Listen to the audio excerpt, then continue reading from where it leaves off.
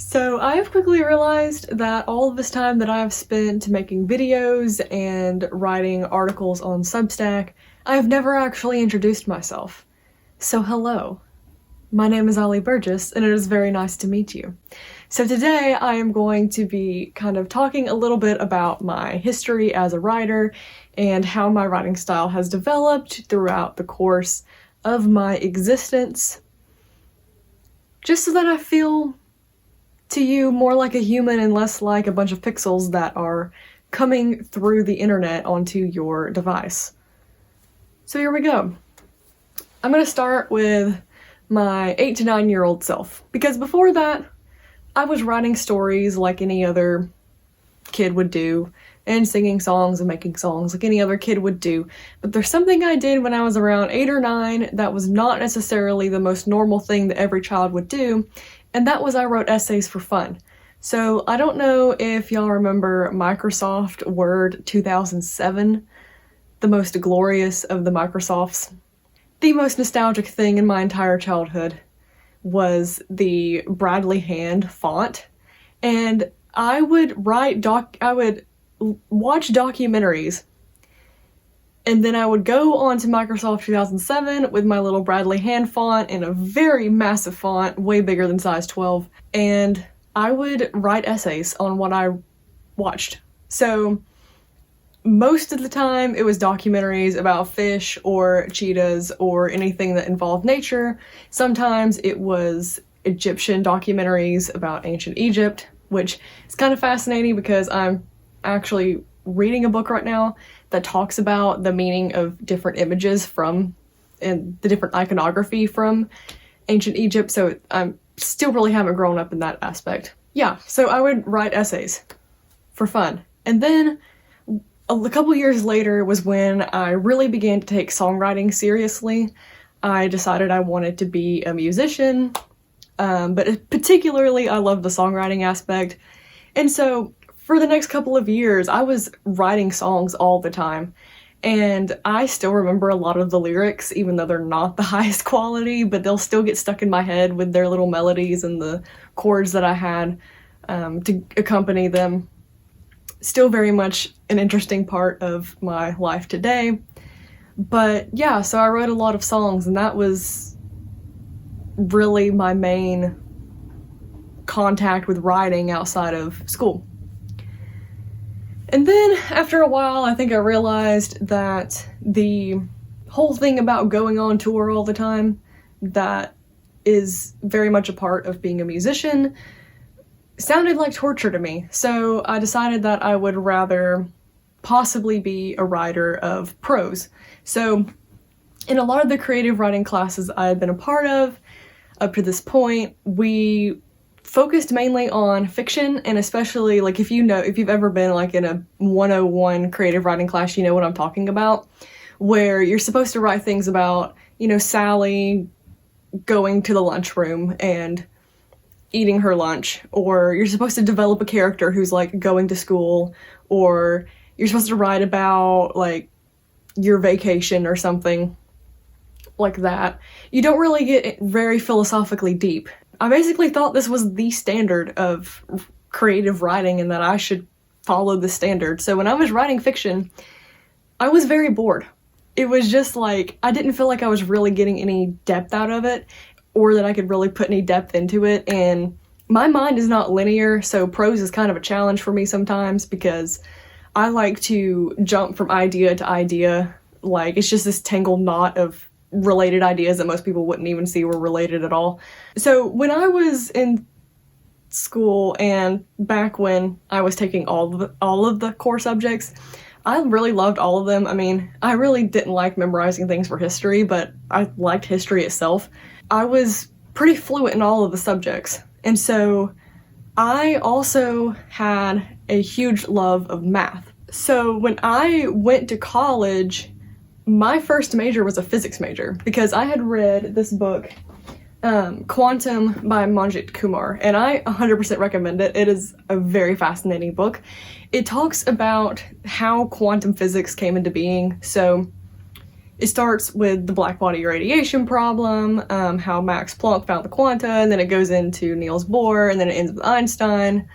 Talks a little bit about modern physics, but after Einstein, but I was kind of confused on that part, so I didn't really digest it very well. But yes, so you get, let's see, I can actually find the picture somewhere. Hold on. So you get these wonderful pictures of Einstein and Bohr looking very English majory, actually, walking down the street talking about the light box problem that they were both very obsessed with. So they were constantly talking about different thought experiments and having all these different debates about the thought experiments and how it related to these different scientific theories, and they were sitting there at their little desks, handwriting these math problems.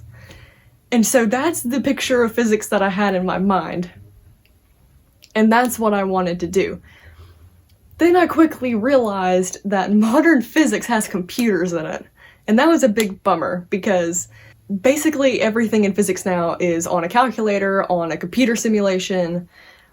Very little of it actually is about having these thought experiment discussions, or, of course, handwriting math problems. Like, who does that now? I also got bored with that and phased out of that pretty quickly. So, after I became a physics major, I very quickly changed to a math major, because I thought, you know, I could teach and everything, but I came across the same problem, that it just felt very cold and stale. So when I was having the most fun in math was typically when I was inventing stories to help me memorize different problems. And then also when I got into calculus, like, I love calculus, it's so awesome. And yet again, it's because it really is the most poetic and philosophical of the maths to me. Because it deals with infinity and is a lot of conceptual stuff. So then, like, with algebra, it's a lot more concrete. You get an exact answer for X most of the time. Calculus is very much not that. Anyway, I rambled on that to say I became an English major because all of the stuff that I had loved in math and physics was really the philosophy and the humanities that was hidden inside of it. So I decided just to go with humanities entirely, because why not, if that's what I loved and everything else. I became an English major, and then I took a creative writing class. It was the introduction to creative writing class for my major, and the professor that I had, she was a published poet. So we spent a lot of time on poetry. And when I wrote poetry, it was like I found my home. Finally.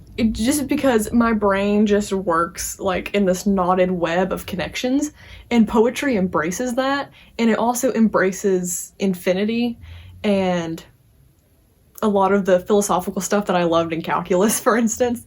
And oh my goodness, I just cannot tell you, like, because when I'm writing prose, very rarely do I get into a mode in which I am just like entirely entranced in what I'm doing. With poetry, it is definitely the opposite.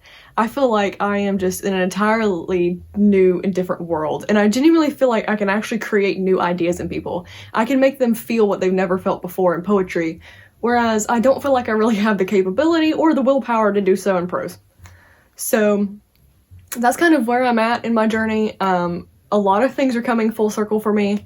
I am beginning to pick up songwriting again. I've written a couple of songs, which are a lot better quality than the ones I wrote when I was 12, as you can imagine. So I'm writing poetry in my Substack, Olivet Poetry. I have the Olive Bookshelf going, where it's another Substack where I take ideas that I have gained from reading, which I do quite a bit, which is kind of weird that I haven't talked about it in this video, but yes, I read a lot. I take the ideas from reading and I try to do some deep level analysis on it, but make it in story form. So it's enjoyable to write and it's enjoyable to read. You don't feel like you're reading a dry academic paper.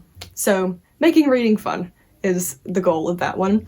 And then I also have my YouTube channel, where I plan to hopefully post a little bit more. I know it's been a while since I've done a YouTube video, but I'm planning to get back into the swing of that. I am this multitudinous chaos of multiple projects going at one time. And I don't plan to stop any of them because I like almost having multiple personalities for each of my different projects.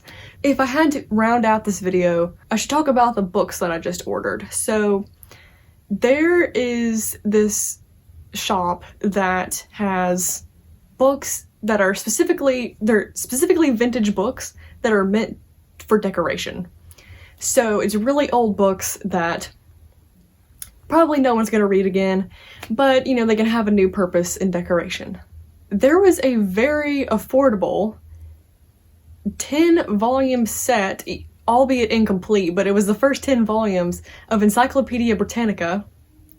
And then it also had the Lives of English-Speaking People by Winston Churchill.